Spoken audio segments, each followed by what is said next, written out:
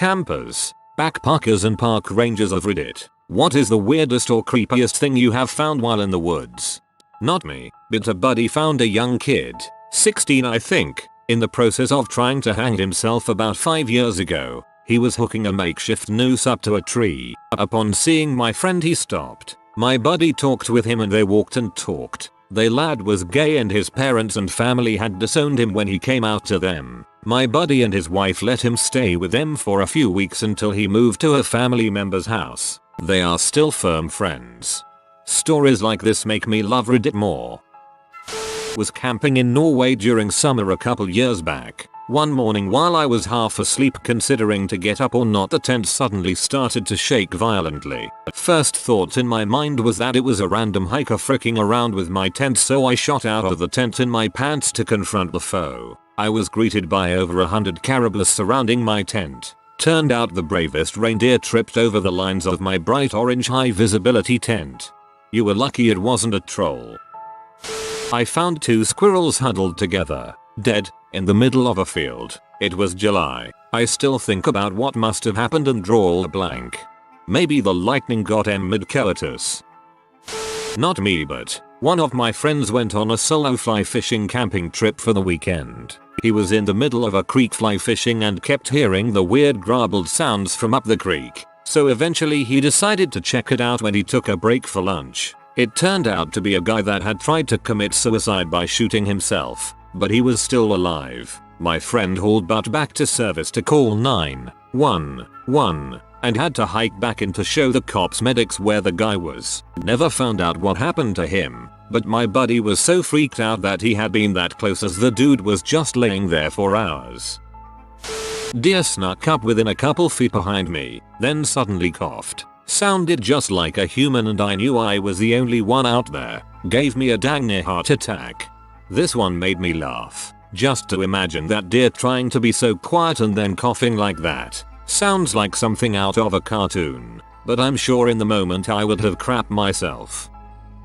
When I was a kid in the mid-90s, my friends and I were hiking around in the woods behind our house on some warehouse or timber property and found an abandoned farmhouse. The weird thing was that the house had been left very suddenly. There was still an opened mail and magazine sitting on the coffee table, all dated back to same date in the 1950s. Sheets and blankets still on the beds, clothes still in the drawers, pantry full of canned and jarred food, half of it exploded or leaking after so many years. Dishes in the sink, dishes on the table, unburned candles still sitting out waiting to be used, a fridge outside full of food that had turned to muck and dust. After exploring the house for a while, we checked out the farm. The chicken coop had dozens of chicken skeletons, wrapped in desiccated skins or picked bare. There were 2 pig skeletons in a pen, and the remains of a horse and several cows in the surrounding pasture. A tractor was parked in the garage and was in great shape for its age. It didn't occur to me as a kid at the time, but aside from the house having been left so suddenly, it was really remarkable that the entire place was undisturbed. There was no vandalism, no sign of entry, and as far as I could tell, we were the first people to set foot in there in 40 years. I was like 12 and lived near the sand dunes. We used to hike there all the time. My grandmother came to visit, so we both went on a hike and I see this weird circular rock in the sand. I point it out to my grandmother and she goes over there and starts removing the sand around it, and she notices blood on the rock. She then pulls it out of the sand and it's a human skull. We reported it to the police. So what happened was that this dude was killed by his roommate and he cut him into 5 pieces and buried each part in a different location in the sand dunes. We found the last missing piece, his skull. We were on the news. Pretty cool memory I have of my grandmother. I was hiking in the woods on a property my father rented as farm ground with my older brother. After a while we noticed a sickly sweet smell. Being farm kids, we knew what it was. Something dead and left to rot. As we kept walking, we entered a marsh-like area. Soft, squishy ground and very tall grass. We had walked through marsh-like areas before, so we walked on the large grass clumps, being very careful where we placed our feet. After making it to a log clump of solid ground, I look up and find a massive pile of skinned animal carcasses. The pile was easily over 10 feet tall, with a 15-foot circumference. It comprised of every animal you could think of: rabbit, fox, coyote, deer, weasel, cat, dog, raccoon, and others I couldn't recognize. The old man that owned the land trapped year-round for anything he could get. He just kept throwing the carcasses in the same pile year after year. After we left the area, it dawned on me, the marsh was not in a lowland like most marshy places. The group was just saturated with the decaying fluids of all those animals. That's also the reason the grass was abnormally tall in that area. I've been homeless. A lot. I lived in some distant family's land where they have an old cabin up on stilts. Due to the local woods flooding heavily sometimes. Illinois is weird. Anyway, I spent a good amount of time in this old cabin. Wood stove, porch swing hanging from the ceiling that I used as a bed. Overall, it was an okay place and it wasn't too far of a drive to town for food. You just had to tolerate the half-mile walk to your car. One day I am out walking around the woods and in a smallish clearing in the path, I see easily a good 50-60 dead geese. Every one of them is mangled in horrific ways, necks ripped off of the body, bodies splayed out over old timbers and fence posts, feathers everywhere, bones sticking out of the dirt. It just looked like a straight up goose genocide. The ground was dry, and there was a lot of dust, but I saw no prints, and there was no other evidence of anything being in the area aside from what one can only assume was some sort of strange breed of exploding goose. I also found a torn open old backpack and a great deal of candy wrappers strewn about it. Way too moldy to identify anything about it. I decided to turn back and see if I could grab a camera when I start hearing this god-awful shrieking noise, as if it were coming from every possible nook and cranny within a 30-foot radius. I took off pretty fast when that started. To this day, my best guess is some sort of massive commune of foxes. It really is the only rational solution I can come to. Still scared the crap out of me. When I was a boy, my father and I came across a full set of women's clothes in the woods. Shirt, pants, underwear, even the shoes. We thought it was pretty creepy and reported it to the state police, but I don't think anything ever came of it. It was fairly close to a river, so maybe the person went skinny dipping and couldn't find their clothes after, but it was an unsettling discovery. She's naked out there somewhere. Not really camping, but as kids we lived in a new neighborhood. It was next to about 400 acres of woods and old farmland. There were several abandoned houses and barns, equipment, and random junk. It was great to grow up there as we spent nearly every day exploring the area. But there was one house off the main road, but about 200 yards into the woods. It looked abandoned, but a woman lived there. We found out the hard way by trying to get into the house one day, and she came out screaming at us to get the heck off her property. She was scary looking as heck. She wore a dirty dress and had gross stringy hair, and looked like she hadn't taken a shower for years. She looked to be in her 30s. Needless to say, we stayed away from her most of the time. We also never told our parents because we knew that they wouldn't let us play back there anymore. We did go back sometime though. We named her Crazy Mary, and we'd spy on her and dare each other to get as close as possible. Even then we never got closer than 100 feet from her house. About 10-12 years later I am home from college and my mom tells me about how they took this woman to the mental hospital. Apparently she lived there this whole time with her dead mother and father propped up in their chairs in the living room. They figured the parents were dead for 10-15 years, but died of natural causes, and Mary had propped them up in the chairs after they died. That meant they were probably freshly dead when we got chased away by Crazy Mary. Backpacking solo during the springtime, Minnesota, so it was still kinda snowy. During my first night I noticed that it was quiet. Not just quiet, but completely silent, like no sounds whatsoever. I always thought noises at night were scary, but nothing compares to utter and complete silence. I could hear every beat of my heart, every inhalation, and every twig snap in a 2-mile radius, or so it seemed. Very creepy. The Wendigo was out. Camping at Yellowstone Grand Tetons a few years ago. He set up our camper at an actual site and decided to do some 2-day-long backpack trips in some of the longer trails. The second one we went to was Cascade Valley Canyon. Absolutely beautiful. So get about 10 miles into the 22-mile loop and decide to set up our tent here since it was getting dark. We cook some food and chill for a bit before heading to bed. Around 2 AM, we are all awakened by something just outside the tent. My mind immediately jumps to bears or wolves or something. Then it starts talking. I will never forget it. I think there's 3 or 4 in the tent. Let's just get out of here. None of us could sleep the rest of the night. At the crack of dawn we hightail it out of there. Made excellent time. Hiked the 12 miles in about 3 hours and got to ranger station. Reported what happened. They said they had received a call similar to our story in the middle of the night. They sent rangers into the trail at dawn. Never found out what was going down. Didn't hear of anyone getting hurt. But then again I didn't really look into it. A large plastic storage box bound by bungee cords filled with flies and bones. Hiking with a group in a subtropical mountain range about a 40 minutes drive from civilization. It's a night hike. Pitch black but for our headlamps. And all of a sudden this guy wearing headphones and a hoodie just walks past us like we're on a suburban street. It was pitch black. Where the heck was he going? What was he doing out there? It creeped the heck out of us. I was hiking in Slovenia when I turned the corner to see 2 sheep going at it. I was at about 2,000 meters elevation and hadn't seen any other people or living creatures in hours, so this certainly startled me. This also made me aware of how dumb I was being hiking alone in a country I was unfamiliar with. There are bears and crap up there, and after that I got all paranoid that the next creature I would run into wouldn't be so kind. Last spring I went fishing on a lake in northern Minnesota. On that annual spring trip we always walk in the woods around the lake and look for morel mushrooms which are in season at that time. While looking for mushrooms I came upon 2 big deer skeletons and the horns were locked together. The bones were chewed on by rodents but the horns were locked together and in great shape. We figured they must have fought in the autumn before and got locked together. I have no idea how long these 2 enemies were locked together before they died.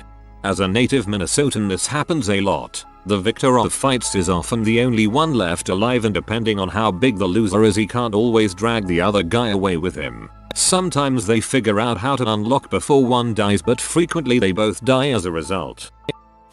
Was in Montana. We saw a park ranger and asked him which way would be the coolest. He points down into a beautiful looking valley. We head on down the trail, and a couple hours and the valley starts to funnel and get tighter and tighter. The cliffs looming up next to us. Another 20 minutes pass. We hit a clearing, and my heart drops through my innards. Going across the clearing was displaced grass similar to if a pickup truck had been driven through. Turns out the valley was called a nursery, where mama grizzly bears nurse their young. Naturally, we turned around and GTFO, making noise the whole way out. Grizzlies generally avoid people making lots of noise.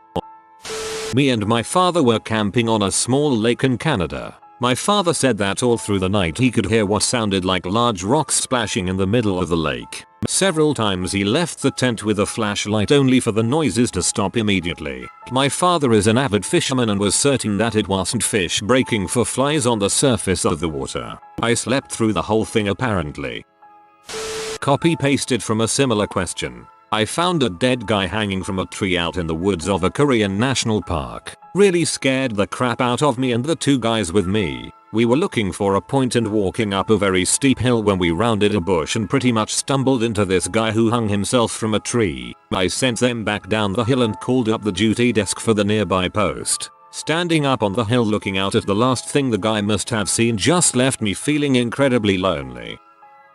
Not creepy, but a bit weird. I took my children camping at a state park with campsites around a lake. It wasn't primitive camping, more like set up your tent with the car parked 20 feet away camping. We're sitting around the campfire after sunset making s'mores, when a car pulls up to the campsite next to us. It's about 35 yards away and it's dark, so we can't see who our new neighbors are. I feel a little bad because they have to use the headlights on their car to see what they are doing while they set up their tent. I wanted to offer to help, but with children and an open fire, I thought my attention would be best used right where I was at. So later, we put out the fire and everyone goes to bed in their tents. I don't think about the campsite neighbor anymore. In the morning, just as the sun is rising, there is beautiful music coming from across the lake. It was a solo performance using low brass. The musician plays 3 lengthy songs, maybe 15 minutes of music. This gets me out of the tent so that I can enjoy the fresh air by the lake with an unexpected live performance.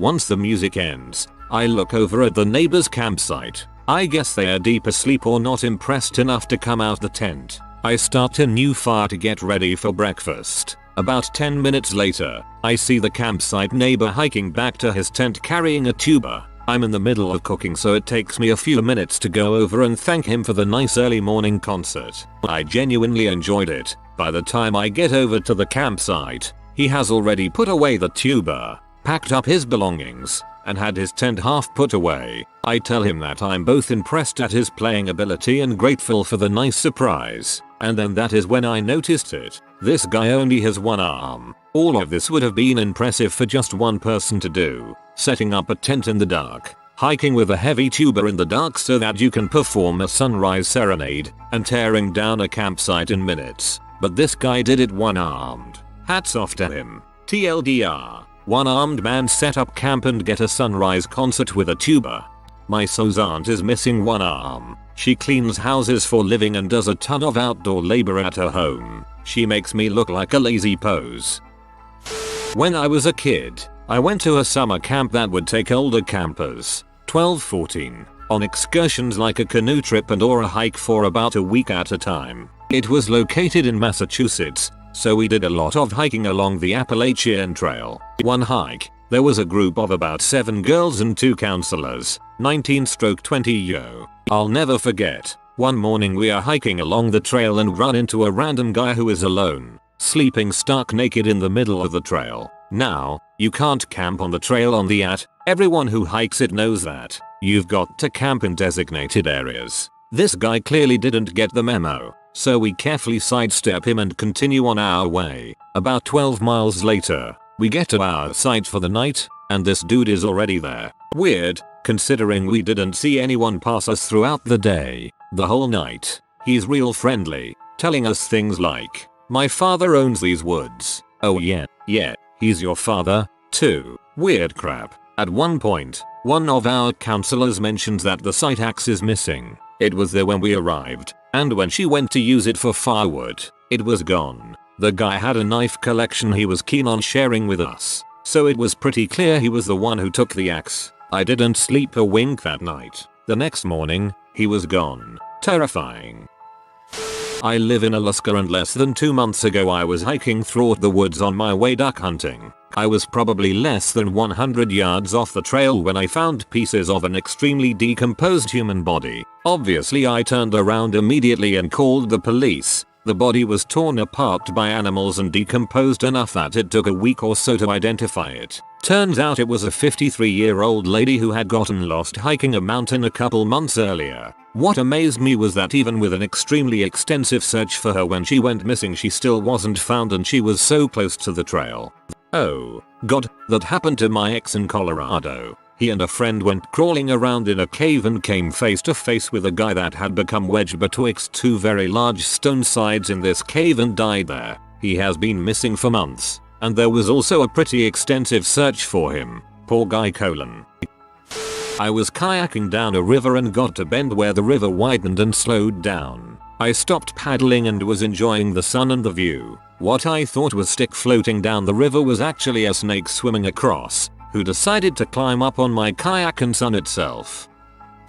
I went camping with my girlfriend at a very large provincial park a week before Canada Day, several years back. When we arrived, we were delighted to find out that we basically had the whole park to ourselves, as we were told by the ranger who issued our pass. Furthermore, we were camping on an island that took about 1 hour to canoe out to, isolated with no other sites really nearby. A couple of days into our trip, we decided to take an extended canoe trip around the lake. Upon return, from a distance out, I noticed something on the shore of our campsite. As we got closer, we realized it was another canoe, which was very odd as there were no one else occupying the other island sites, and the park was essentially empty. Finally, as we were about 30 meters away, we saw 3 people poking around our stuff. They hadn't seen us yet and were just sort of enjoying looking at our campsite. After a bit they noticed us, rushed into their boat and launched into the lake. We were only a couple feet apart as they came out and we went in. I was feeling super weird, obviously, at this moment, and just said, "Hey, what's up?" Not in the friendliest tone. I got a good look at them all at that point, and they were a bunch of teens straight out of the movie Deliverance. Slack-jawed, toothless and generally unpleasant to gaze upon. They didn't say anything to us but sort of just stared, very intensely. We got to our shore and checked our stuff out to make sure they hadn't stolen anything, which they hadn't. But after the inspection I looked back to the lake and they were just sitting there a way out looking at us. Eventually they left. My girlfriend and I had a really uncomfortable day thinking about it. We slept with the hatchet in the tent and barely caught a wink as we were waiting for them to show back up. Thankfully, we didn't see them for the rest of our trip. A guy standing outside my cabin looking through the window. Welcome to PA folks. Just an Eagles fan looking for his team's Super Bowl trophy. Still looking after all these years. While hunting in eastern Mississippi I stumbled upon an old farmstead foundation complete with the family graveyard and a collapsed well. All the gravestones were dated from just after the Civil War and most were women and children. No combat age males were buried there, so I assume they died in the war and the family couldn't survive. The whole area was super creepy, especially the well. These kinds of threads are what got me addicted to Reddit. I usually hate seeing repeated ask Reddit questions, but anytime it's the creepy stuff in the woods I'm like, yes, give me this crap.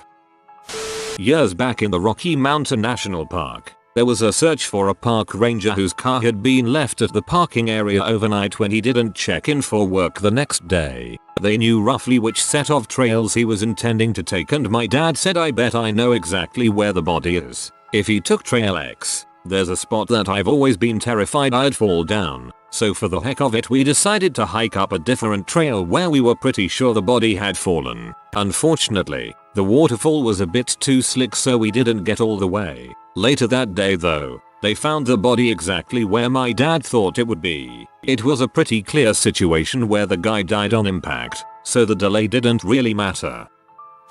Me and a buddy of mine were camping in the Pisgah forest at dusk. While we were tripping our balls off on some ego-killing mushrooms, an albino guy walks into our campsite with an albino hound puppy. Pretty crazy crap. I think he was expecting us to freak out, but since we were already floating in the ether anyway, we just took that crap in stride. We chatted this dude up and I offered him some chicken tenders and a beer. I think he was trying to have a laugh, but didn't get the desired response maybe? Long story short, we made fine friends of a shotgun carrying albino fisherman and his matching puppy. He strolled off into the dark after hanging out for a while. Fun was had by all. Moral of the story is, people begin to look like their pets after all, I guess. LOL.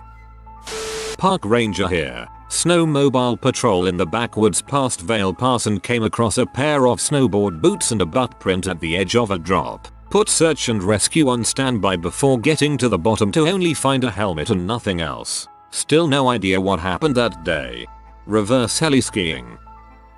Park ranger here. First around 11 at night I was outside our ranger base when all of a sudden I hear the barking and howling of coyotes. Multiple of them all around me, I can see and hear them running. It's odd because they don't usually band together at night, at least not in this park. I flashed a light on two of them snarling and they all ran off to the same area howling. I think they had a kill and were trying to fend me off. There was like 5 of them. Second, I have walked into the woods and it was dead silent. Someone else mentioned this in an earlier post. It is horrifying. It just doesn't feel right. It's unsettling to not even hear a bug in the pitch black woods. Third, not much to this, but we have a couple buildings and it's always freaky when a security alarm goes off. We have to clear the buildings and call it into dispatch. Sometimes animals or even the weather will set them off. Occasionally actual break-ins. Night shifts are always freaky. Are some less harmful animal stories, but there isn't much to that.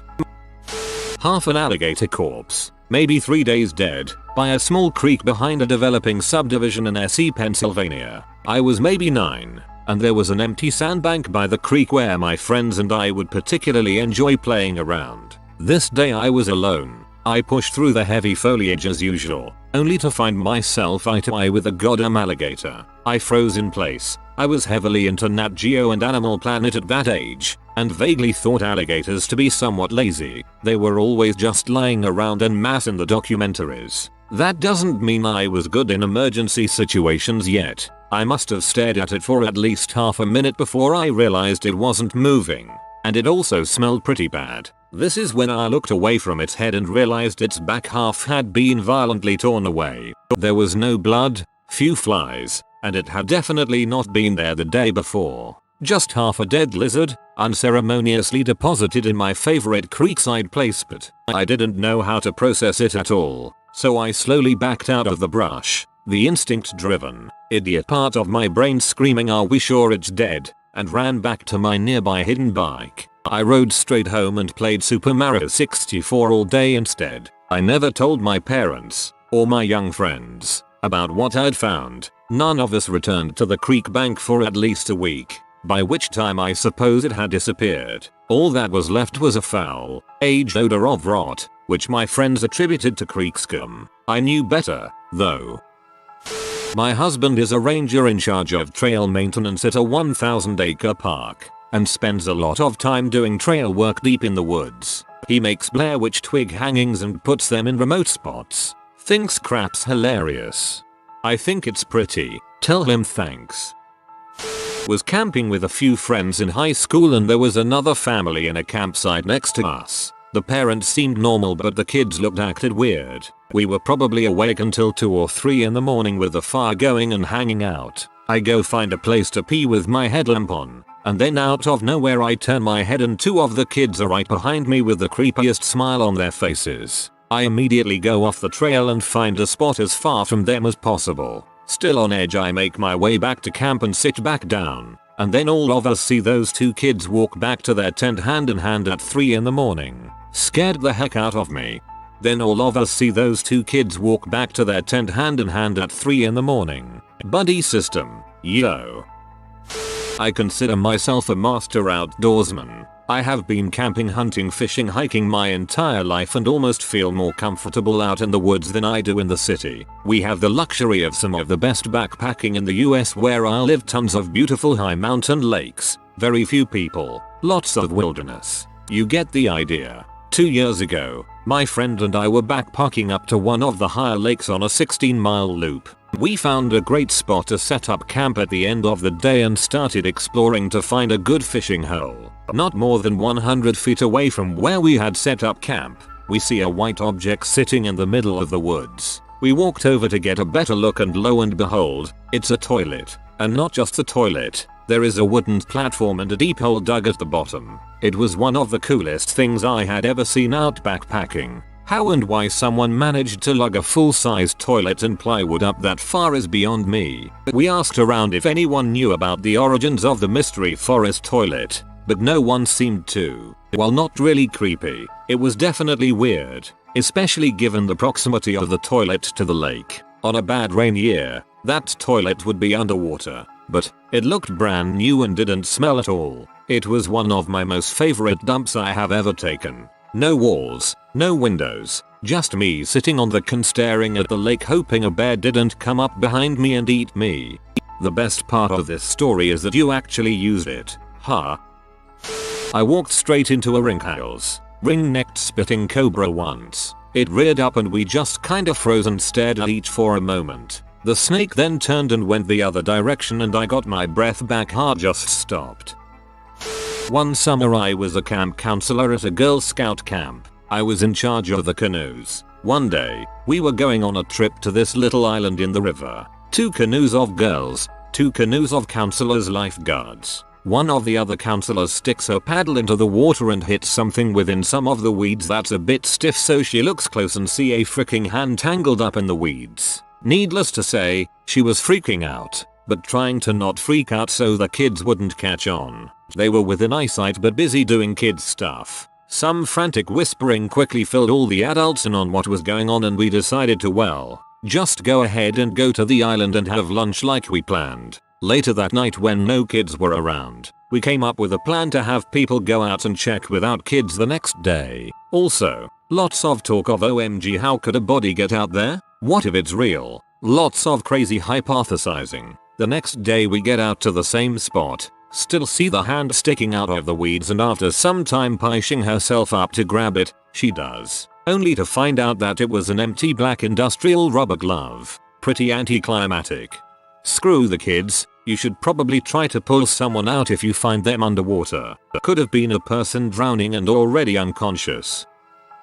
This past summer I was working on a project monitoring amphibian larvae in vernal pools. Many of them were in the middle of wide expanses of state land largely unpatrolled. Technically with no public access but plenty of old logging roads and ATV trails people don't usually use for poetic strolls at sunrise through nature or birdwatching. I stumbled onto a lot of illegal dumps with weird things, sofas, construction equipment, hundreds of chew cans, baby clothes, not to mention plenty of abandoned camps hangouts for people to shoot up, plenty of disposed paraphernalia. But without a doubt the creepiest thing I found, while all alone about 5 miles from a paved road following only deer trails, was an upright, gently used baby stroller. There were toys in the storage areas, and a blanket still in the main area. I have a picture of it on an old phone. I just stood there and stared at it, like any moment something from the hills of eyes was about to step out from the woods. I've posted this story on Reddit in the past. I do night photography in the wilderness. When life gets too hectic I pack a bag and head out into the most remote county I haven't visited yet and hike until I find a spot I like. Very relaxing to be out alone in the middle of nowhere doing some night photography, enjoying fresh air and peace and quiet. I was on some BLM land in California in the desert. Had a nice evening, slept in, enjoyed breakfast and started to head back to the car. On the trail back, I see two M-heads with a makeshift campsite and jungle around. I hiked in another way. They see me approaching and I wave and say hi, being polite and hoping they mind their business. They don't. Both step onto the trail and begin to approach me. One pulls a knife. I immediately pull my revolver from the side of my pack, dong it and point it at them. Loudly, I tell them to back off. They leave the trail and I make my way past. While they give me a menacing look, I face them, backing away on the trail until the sightline vanishes. I then run to my car. When I get there I drive off and call the authorities about the incident. Glad you had the capacity to shoot more than film. Pink panties stuffed in a cow skull. Back when I was into Boy Scouting we would go on high adventure trips all the time. One year we went to the Black Hills in South Dakota and went on a mountain climbing expedition. The trail up to Honey Peak was pretty long and exhausting, though it wasn't terrifying. We found a broken concrete stair slab in the middle of nowhere, on a freaking mountain nonetheless. This was also at least 4 years before that SAR story from Marnolap even existed. Not a Boy Scout but I too go on high adventure trips. Some buddies and I did a road trip from Alberta to Alaska. At one point during the trip we went for a walk in this little abandoned gas station cafe. It was at least 400 kms from any other town. We rounded a corner and my friend who was walking ahead of us turned and sprinted to the car. I looked around the corner to see a super rough looking man leaning against the wall of the building shaking with his back turned to us. It would have been neat to hear what his story was but at the time I had never run too fast. I would have rather come across a grizzly. I was camping in the Columbia Gorge and the next morning while me and my boyfriend at the time were making breakfast, 4 people came walking down the mountain wearing business suits. They were maybe 30 feet away and didn't even look at us as they walked past. That night a cop pulled up to our spot and told us that we had to leave because a lot of people go missing in that area. He stayed there while we packed up and followed us until we got to Hood River. Even though I experienced it, it still seems so out there that I hesitate telling that story because it sounds so ridiculous. Another time, I found a deer spine on a rope. That's just some organized crime mother suckers returning from a hit. On a camping trip a few years back a friend had brought some smoked venison for everyone. We heated it on the fire and all took part in what was a delicious meal but had quite a bit of meat left. After some heavy drinking and other avenues of getting as high as possible we all passed out assuming my friend had packed the leftover away for another day. He did not. In reality he took what was left and for some stupid reason threw it into the creek right beside our campsite. Around 4 AM I awoke to a screaming that appeared to be 2 wild animals fighting over food. Turned out that's exactly what it was. Like Noah's Ark, every animal from miles around had smelled the meat in the air, tasted the meat in the water, and tracked the meat to where we were. The eyes staring back at me from every direction I shined my flashlight was the creepiest thing I've ever seen in the woods. But technically they found me.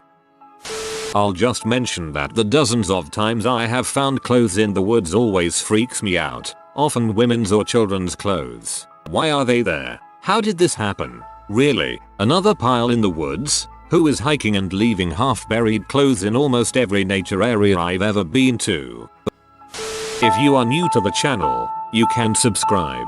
I publish new videos every day. Until then, check another video.